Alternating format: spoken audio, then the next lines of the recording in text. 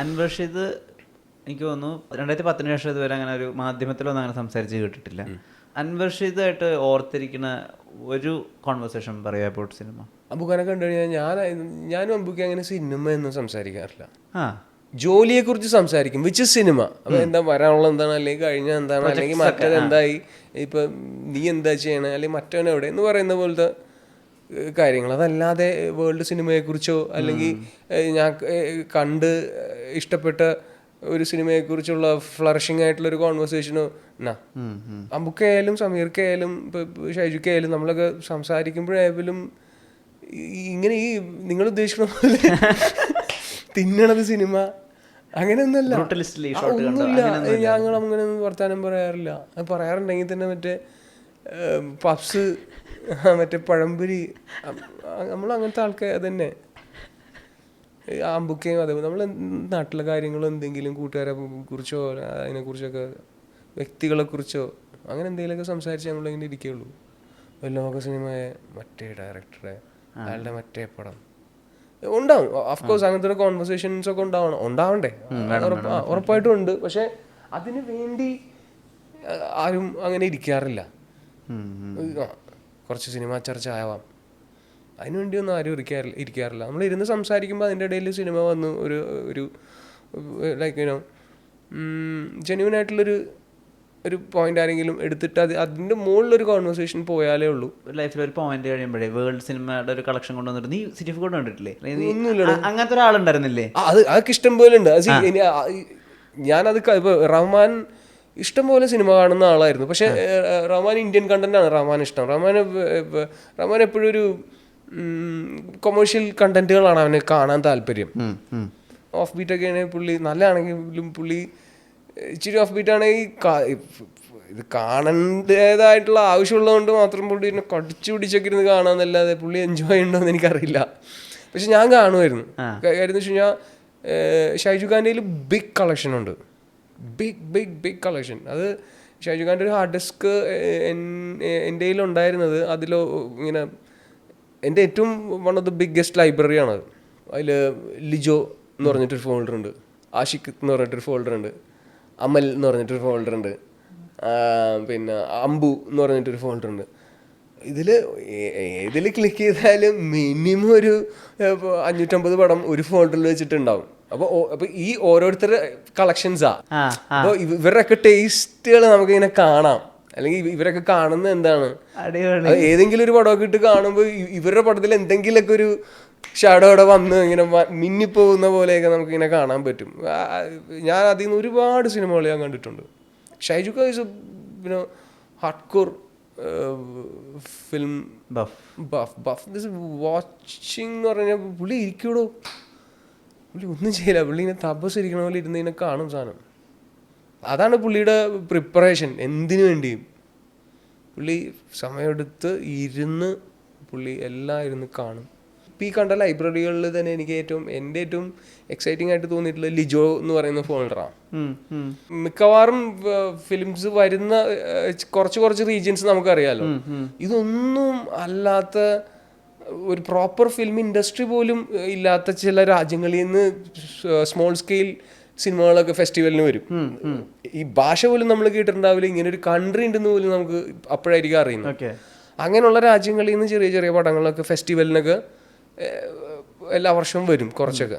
അങ്ങനെയുള്ള കളക്ഷൻസ് ഉണ്ട് ലിജോന്റെ ഫോൾഡറിൽ.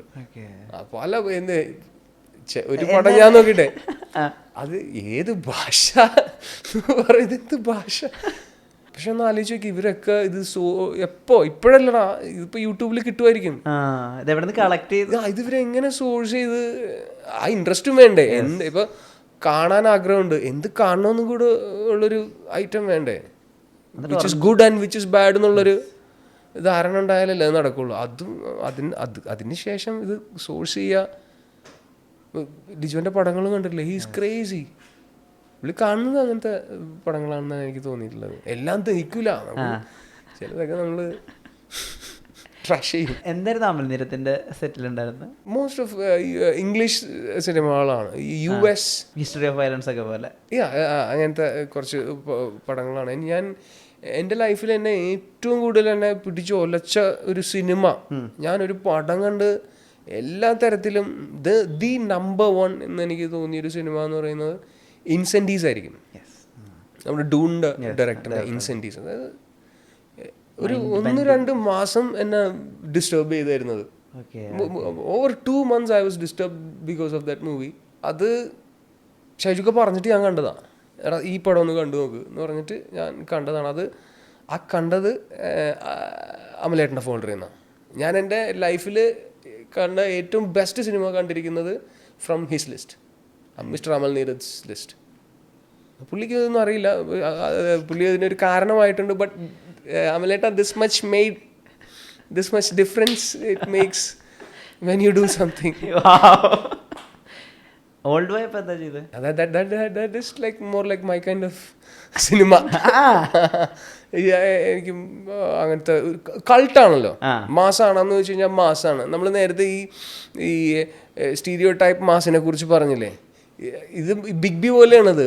മുണ്ടാതെ മാസ് എന്ന് പറയുന്ന പോലെ ഒരു കൾട്ട് മേക്കിംഗ് ആണ്. Loved it a lot of thing, especially the cinematography as you know and the writing part. ഇങ്ങനത്തെ കോൺസെപ്റ്റ് ഒക്കെ ആയിട്ട് വരണ്ടേ, വന്നു, നിനക്ക് വിശ്വാസമായി. സത്യം പറ, നീ ഒരാളുടെ അടുത്ത് പിച്ച് ചെയ്യാൻ പറഞ്ഞ എങ്ങനെ പിച്ച് ചെയ്ത് തീർക്കുക? എന്നിട്ട് പിച്ച് ചെയ്താൽ പോരല്ലോ, we have to sell that idea to that guy. No, അത് സെല്ല് ചെയ്യാനൊക്കെ എനിക്ക് തോന്നുന്നില്ല, അവരത്രയും മിടുക്കന്മാരായിരിക്കും. We are not that greatness. Pursuit of happiness കണ്ടപ്പോൾ എന്താ തോന്നിയത്? എനിക്ക് ഭയങ്കര ഇഷ്ടമായ പടമാണ്. പക്ഷെ എനിക്ക് സങ്കടപ്പടങ്ങളേ ഇഷ്ടമില്ലാഞ്ഞിട്ട് എനിക്ക് സങ്കടം വരണോണ്ടാ. I love the movie Pursuit of Happiness. അത് actors Will Smith and his son Jaden and Will killed it എന്നുള്ളതാണ്. ഈക്വലി അവൻ കരാട്ടെ കിട്ട് ചെയ്യുന്നതിനേക്കാൾ താഴെ എന്ത് പ്രായം ഉണ്ടോ അത് ചെയ്യുമ്പോൾ. ഭീഷ്മപർവത്തിന് ശേഷമേ ആക്ഷൻ റോബോട്ടിക് ക്യാം ഉണ്ടല്ലോ, അത് കുറേ പടത്തിൽ വരുന്നുണ്ട്. ചില പടത്തിൽ അത് അങ്ങനെ തന്നെ ഷൂട്ട് ചെയ്യണോ എന്നുള്ള ചോദ്യം പല ആളുകളും റിവ്യൂ ആയിട്ടും റൈറ്റപ്സ് ഒക്കെ ആയിട്ടും വരുന്നുണ്ട്. ഒരു എക്യുപ്മെന്റ് വന്നാൽ അത് കുറേ ഓവർ യൂസ് ആവുന്നുണ്ട്, അങ്ങനെ തോന്നിയിട്ടുണ്ടോ? എക്സ്ക്ലൂസീവായിട്ട് വരുന്ന എക്യുപ്മെന്റ്സ് ഒക്കെ, ഒന്നാമത്തെ കാര്യം നമ്മൾ കൊമേഴ്ഷ്യൽ സിനിമയിലാണ് വർക്ക് ചെയ്യുന്നത്. നമ്മുടെ ഈ ഇൻഡസ്ട്രിയിലെ ടെക്നീഷ്യൻസ് അല്ലെങ്കിൽ ആക്ടേഴ്സും നമ്മുടെ സിനിമയെ നോക്കിക്കാണുന്ന പോലെയല്ല. Especially in Hyderabad and all, അവർ ഇൻഡസ്ട്രിയെ നോക്കി കാണുന്നത്, അവർ it's all numbers for them. അതാണ് ഞാൻ നേരത്തെ പറഞ്ഞത്. ഇപ്പോൾ ഒരു scene, it's a big scene എന്നിരിക്കട്ടെ. ഇപ്പോൾ ഒരുപാട് സീൻസ് ഇങ്ങനെ പോകുന്നു, നീയാണ് ഡയറക്ടർ, ഒരു ബിഗ് സീൻ എന്തോ ചെയ്യണം എന്ന് തൻ്റെ മനസ്സിലുണ്ട്, അതിനെങ്ങനെയോ ട്രീറ്റ് ചെയ്യണം, നന്നാക്കണം. ഇതെങ്ങനെ നന്നാക്കും? പുള്ളി പറയണത് റോബോട്ടിക് ആകും കൊണ്ടുവന്നാൽ നന്നാവും എന്നാ പറയണേ.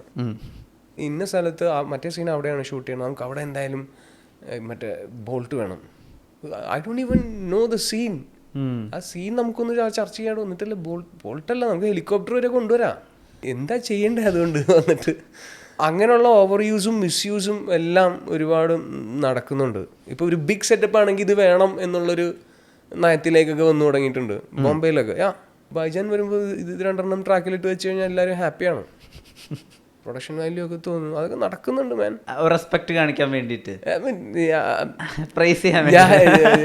I'm not gonna expose it or like അതിനെക്കുറിച്ച് കൂടുതൽ ഞാൻ സംസാരിക്കുന്നില്ല. ബട്ട് അങ്ങനെയുള്ള ഒരുപാട് കോമഡീസ് ഒക്കെ എല്ലാ ഇൻഡസ്ട്രിയിലും നടക്കുന്നുണ്ട്. നമ്മളാണത് ചെയ്യാത്തത്, വേറൊന്നുമല്ല, നമ്മൾ പൈസ ഇല്ലാത്തതുകൊണ്ടാണ്, അത്രയും കാശൊന്നും ഇല്ലാത്തതുകൊണ്ട്. പിന്നെ നമ്മളായാലും ഇവിടെ അങ്ങനെ ഒരു ഊവണ്ടവാ പോലത്തെ പാട്ടോ ഇതോ നമുക്ക് ആഗ്രഹവും ഇല്ലല്ലോ. ഈ മലയാള പടത്തിൽ ആ ഒരു ഊവണ്ട ഉണ്ടായിരുന്നെങ്കിൽ പൊളിച്ചൻ, വേണ്ട, അത് അവിടെ ഉണ്ട്, നമ്മളത് കണ്ടോളാം അല്ലേ. നമുക്ക് ആ ഒരു ടേസ്റ്റ് ഇല്ലാഞ്ഞിട്ടല്ല, പക്ഷെ ഇവിടെ അത് എന്തോ വേണ്ട എന്നുള്ളൊരു തരത്തിലുള്ള ഒരു ആറ്റിറ്റ്യൂഡാണ് നമ്മുടെ നായകന്റെ. പക്ഷെ അറിഞ്ഞോ അറിയാതെയോ അത് ഗുണം ചെയ്യുന്നുണ്ട്. അറ്റ്ലീസ്റ്റ് വി ബീയിങ് സെൻസിബിൾ, പ്രേക്ഷകനായാലും ഫിലിം മേക്കറായാലും ബൈ ഓൾ ദിസ് ടൈം കുറച്ചുകൂടെ സെൻസിബിളായി എന്നാണ് എനിക്കും തോന്നിയിട്ടുള്ളത്. ഗുഡ്, ഇനി അങ്ങനെ തന്നെ പോട്ടെ.